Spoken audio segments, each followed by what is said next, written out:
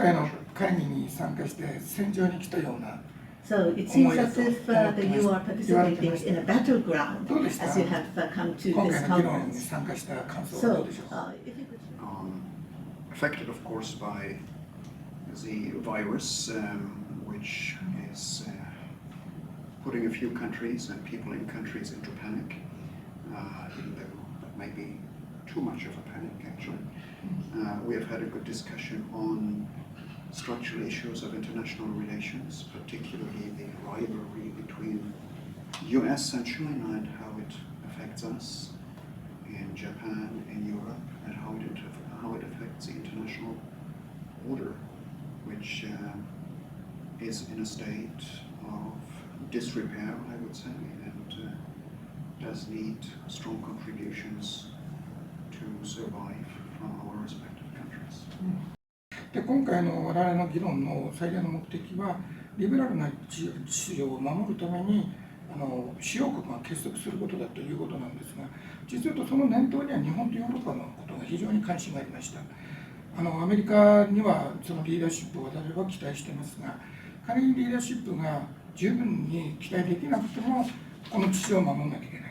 と我々は思っているわけです。そういうことになると、その主要国の責任、役割が重要であり、その下にあるシンクタンクや知的組織の連携というのも必要になってきていると思っています。今回のそういうふうな議論の作り方、合意文はそういう形になるんですが、それについてはどうお考えですか。Well, thank you. That's at least 3 questions, and I think they're all very pertinent. First, I think you're right. We may wish for, but we will likely not see a return of American leadership in the international system as we have experienced it post-World War II. We won't see the return of the United States as a benign hegemon of a liberal or US-built international order. Because if President Trump is re-elected, which there is a strong likelihood that he will, he has no interest in a liberal order, and we may doubt that he has interest in international order in the first place. The American electorate seems to be a bit tired of the burdens of leadership and rather wants their policymakers to concentrate on building their own country rather than building an international order. And I think a democratic president, and of course there is some likelihood there would be a change at the top of the United States, would not try to make the United States again the sole leader of the world, but ask strong co-leadership from Japan, from the European Union, and that means strong participation in the burden sharing. So whoever is elected in the United States, there will be more responsibility to Japan and more responsibility for the European Union too, which probably is not all to the liking of our populations and elites. I would think as to the duties of our countries and our decision makers, we should aim for a realistic multilateral approach. We need to strengthen multilateralism. We want to defend our democratic and liberal values, but we need to build a multilateral system where even states, countries that don't subscribe to our liberal values would be able to join in to build order, to cooperate on common global challenges like climate change, like the stability of the financial system, like global health. So yes, we want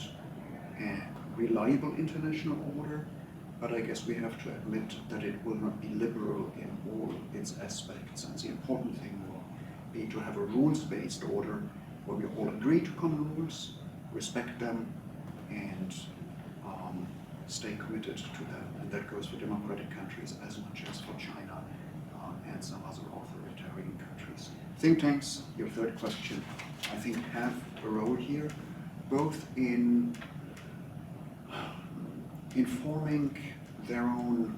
public and decision makers, ventilating ideas in their own countries. They have a role in, that's a big word, but in maintaining a discourse of truth in their own countries, not letting them themselves into the conspiracy theories and the fake news that are spread by some media outlets and unfortunately even by some policymakers in democratic countries. And think tanks have an international role by having a dialogue also with those who think differently of us. I think it is important that we have what we call second track discussions between intellectuals also from countries that are not necessarily part of our democratic and liberal community. ラストクエスチョンになります。世界の共通課題は世界の協力でなければそれを対応できないわけですね。だからその敵が共通であれば世界はそれに対して力を合わせることができるということは分かるんですが、その下にですね、下部構造としての国際政治の構造はしかし依然パワーバランスで動いていると。中国がその安全保障を含めたかなり非常に力を強めることによってそうでない側の力が壊れてくると、やはりこの上にあるルールというものだけでは不均衡になってしまう危険性があるわけですね。そうなってくるとこの問題はですね、国際政治上の大きなこのジレンマなんですが、我々の競争力を高めながらルール形成をしていくという作業も必要なように思うのですが、この点についてはどうなんでしょうか。Well, I agree to what you're saying. The nation state and the balance of power seem to be very strong and stable features of the international system.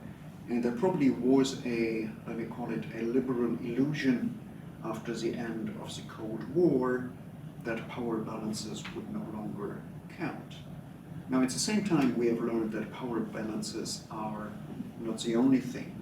that counts in the world. The question who is on top, who is the number one or who is the number two, doesn't help us very much when we want to tackle some of the global challenges like, well, we mentioned them, global health, the global financial system and its stability, or climate change. Also, it doesn't always help when we want to deal with regional conflicts. Here it's not so much the question whether China is number two or the US number one and Japan and Europe number three or number four. It is rather about whether we master the political will among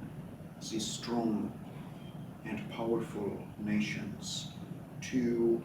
actually tackle conflicts, to bring conflict parties together, to also put some pressures on local actors to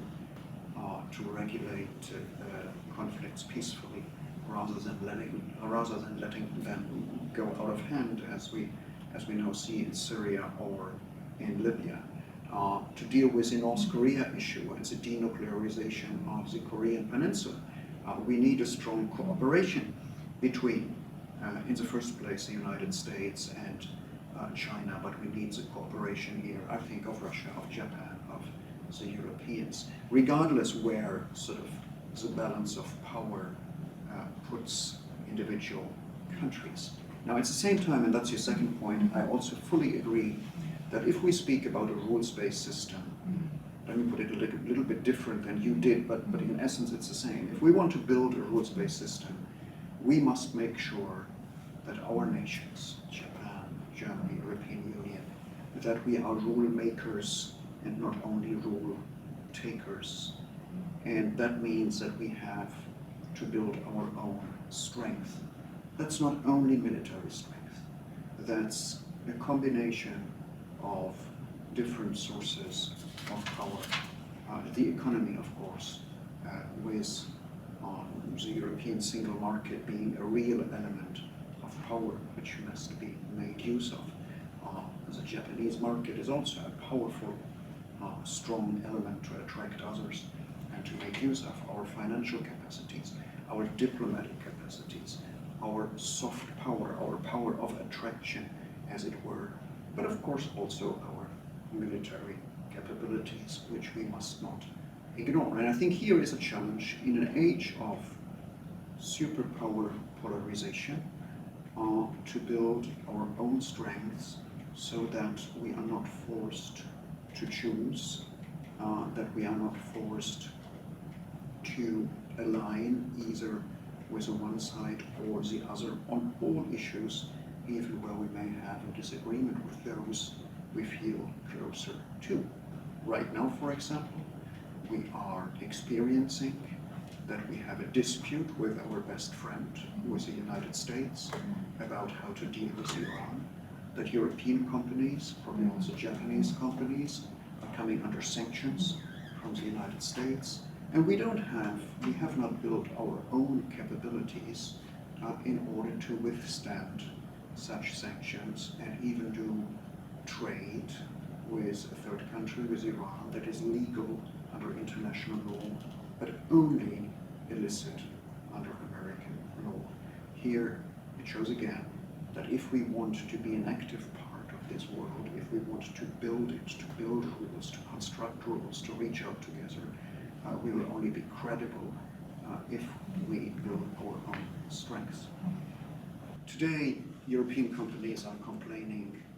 that they are at the receiving end of American sanctions when they deal with Iran. But I think that's only a test case for some of the things we may see in the future. I fear that if we don't build our own strengths in Europe and Japan, we will see a situation in the future where companies from Japan or Europe come either under American sanctions if they deal with China, or they come under Chinese sanctions if they don't deal with the Belt and Road Initiative. So how can we avoid that? Only by building our own markets, our own strengths. Or we are seeing that China is trying to play a divisive role inside the European Union, that they are offering certain incentives to member countries,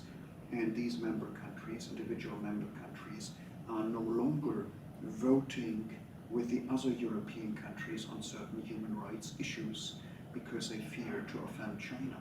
That must not happen. Only if we build our own strengths will we be credible and be able to defend our own values. And human rights is, of course, one of the core, essential values of Europe. Finally, we are speaking of solidarity. Here are countries in Southeast Asia, for example, who try to defend the international law of the sea, and they are confronted with a very assertive China that tries to redefine international law and impose their own reading of international law on their smaller neighbors. Now, I think countries in the ASEAN community, for example, are asking solidarity of Japan and of Europe. And it's not enough if we make big statements about the importance of international law, but actually we have to be present in these countries and have a physical presence there, which shows that we are actually committed to